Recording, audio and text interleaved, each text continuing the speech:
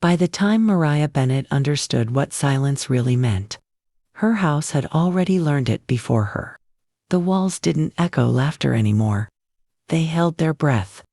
Every morning, Mariah woke before dawn.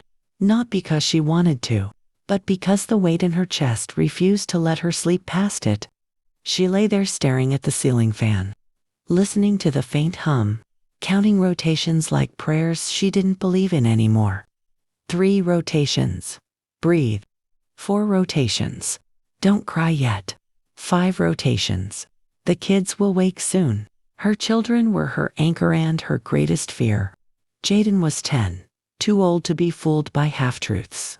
He watched everything with quiet suspicion, eyes sharp, like he was learning the world by memorizing its disappointments. Aaliyah was 6, still soft, still asking questions that hurt more than accusations.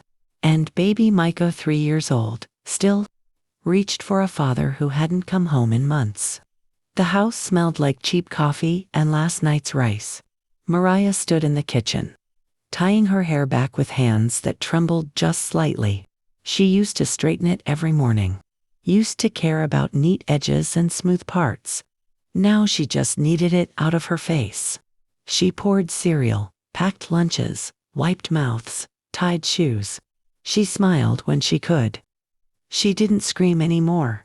That had been months ago when the truth first landed.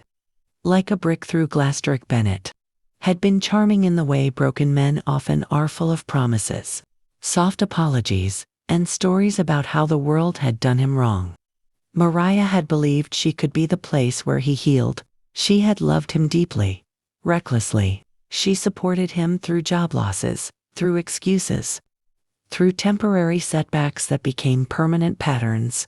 When she landed her accounting job at a mid-sized real estate firm, she added his name to her bank account without hesitation. "We're a team," she had said. Derek smiled when she said that. He always smiled when things benefited him. What she didn't know was how long the betrayal had been growing quietly beneath her feet. He had been siphoning money, small amounts at first. Gas money, groceries, emergency cash withdrawals. Then larger sums, thousands. Mariah discovered it one night while reconciling accounts for work. Numbers didn't lie to her the way people did. Her hands went cold as she traced transaction after transaction. Money moved, hidden, rerouted, to an account that wasn't theirs. When she confronted him, he didn't deny it. He didn't even look ashamed. "I was going to tell you," he said calmly. Sitting on their couch like this was a minor disagreement. "You're good with money. You'll make it back." That was the moment something inside her fractured, not loudly, not dramatically, but permanently. Within a week, he was gone. Not just from the house, from responsibility, from fatherhood, from love, but not from damage. The foreclosure notice arrived in a yellow envelope. Mariah held it like it might bite her. Derek had taken loans in her name, forged documents, used her credit.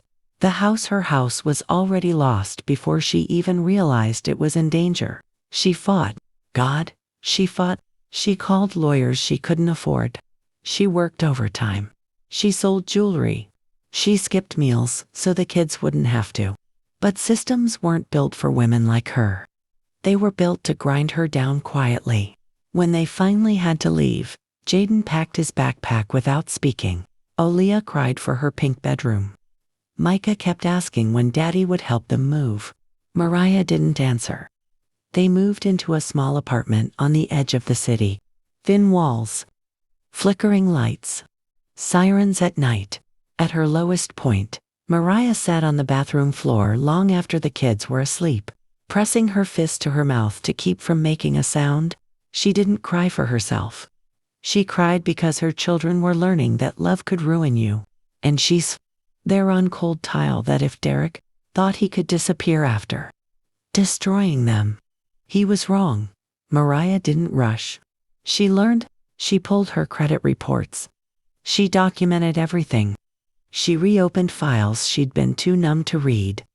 She studied Derek the way she once studied spreadsheets, pattern by pattern.